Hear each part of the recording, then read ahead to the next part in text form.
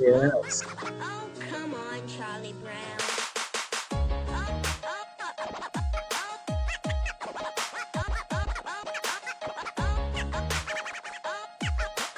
Oh, come on, Charlie Brown.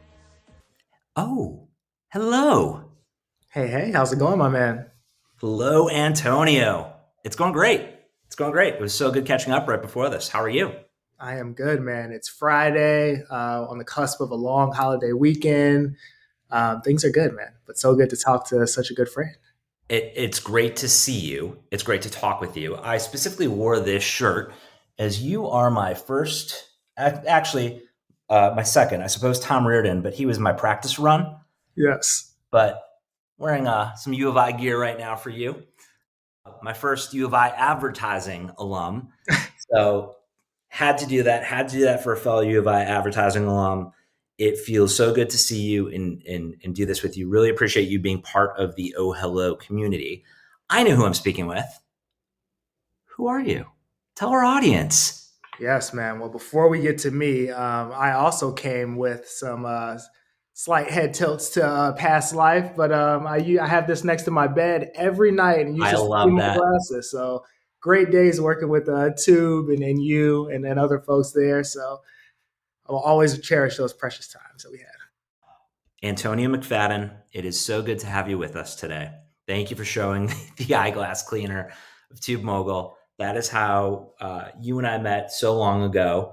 Why don't you tell us a little bit just about yourself? Who are you? Yeah, for sure, man. So I'm Antonio McFadden, a Chicago native, obsessed with Chicago, born and raised, spent most of my life there. It really made me who I am today.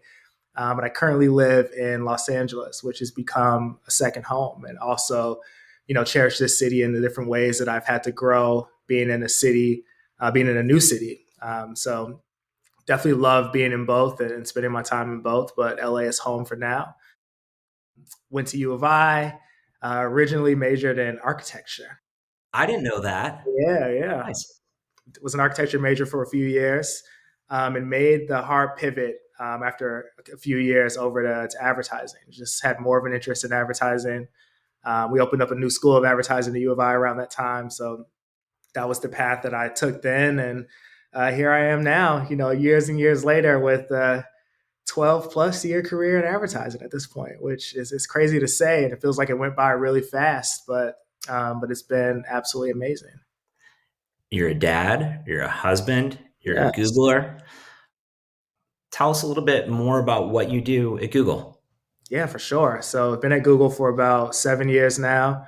Originally, I was brought in as a programmatic seller, so selling DV360 to Yep. clients and agencies. But now I have been on our go-to-market team as a product strategy lead for pretty much all things video in DV360. So CTV is definitely a huge part of that role.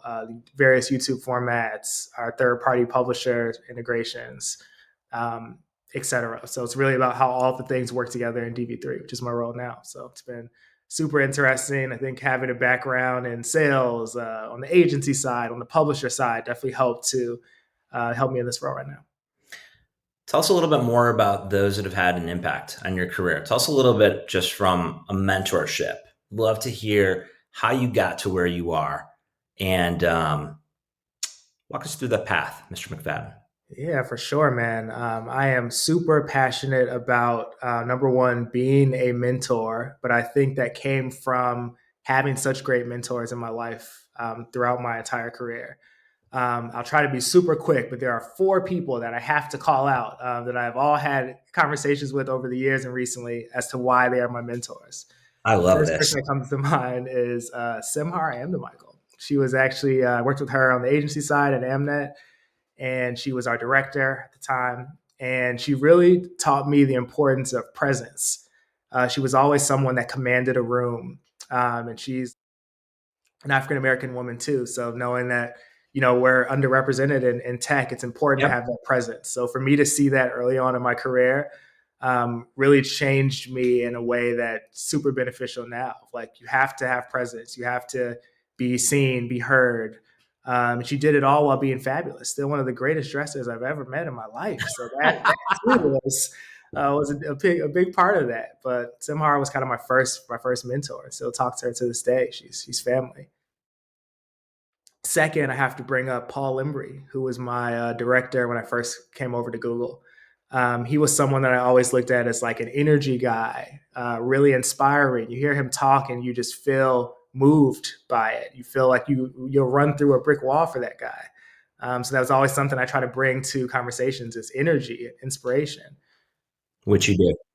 Thank you, my man. Thank you. Thank you. The third would be Jane Hong, who was my first manager at Google, brought me over. She always pushed me to do more. Like if the goal was 10, she would push me to do 12. And then as I got close to 12, she was like, you can probably do 14.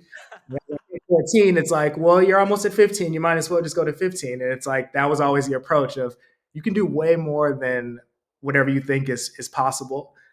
So I still use that now to push myself. And then rounding us out, Mike Diamond, someone that I've worked with really closely at Google, but was never a manager, but was just someone that I've always had like a monthly sync with, and someone that we always bounced ideas off each other, and someone that really helped ground me and really helped me to look at the bigger picture of what's important in life. Like work is important for sure, but and performance reviews are important for sure, but you better make sure you're being a great husband and a great dad and a great friend and a great son, all those things that really matter most. So perspective has been a good one. Perspective is so important. I love that you just finished with that with Mike Diamond. When I think of Mike Diamond, I think of Mike D. I think of the Beastie Boys. So apologies to your friend Mike Diamond. Actually, I mean it. It's an endearing, heartfelt, like go Mike Diamond. But what you just said specifically about the life components, about who you are as a person outside of work, makes you who you are at work. So Yes. that's such valuable guidance just to have. And at any point within your career, I also what the other three mentors taught you about, from confidence to perseverance to working harder and pushing yourself to being fashionable to being just who you are, creating your own identity.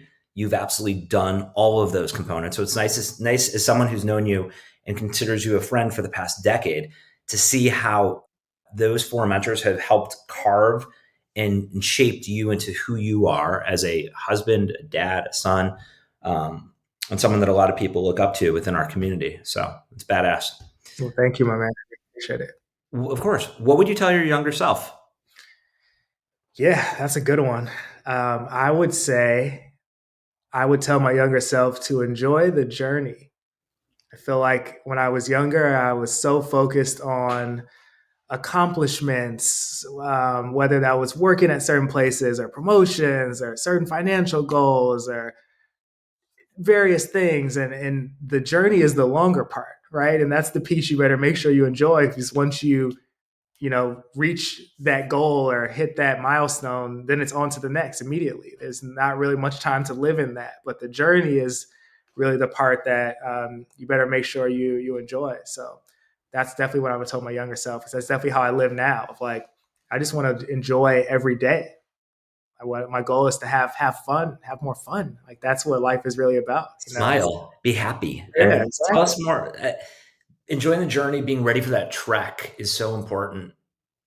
I know you, but for those that don't know you as well, what are some of your life mottos? What's something some components that you live by? I think a few of those may have been some nuggets that we're giving the audience about just being Yeah, happy and enjoying the moment. But tell us a bit. yeah, for sure. I would say there's really three main kind of things that make me who I am. I would say the first is really around being a planner, right? And I think that goes into the journey piece of having a intentional and meticulous plan to what you want to do is super important, right? And I think this is this concept of you can't know where you want to go unless you know where you are and know who you are, right? And know how you want to change. So I've always been someone that's been really self-aware and really conscious of like my brand and who I am. And so that first piece is really just being a planner. The second piece is just being consistent. I feel like that's such an important part of life in general. Just uh, consistency, right? That's like sustained greatness is really what I look at. I know everyone always talks about Wilt Chamberlain's 100-point game, but to me, like he had an entire season where he averaged 50 points and 25 rebounds. Like that was way more impressive than 100 Totally. points. So consistency is something that I'm super focused on. And then finally, relationships. I think relationships are absolutely everything. I've always tried to treat people with kindness and lead with kindness and empathy, because that's what life and humanity is all about. It's just relationships. So those three things kind of make me who I am today and really drive me.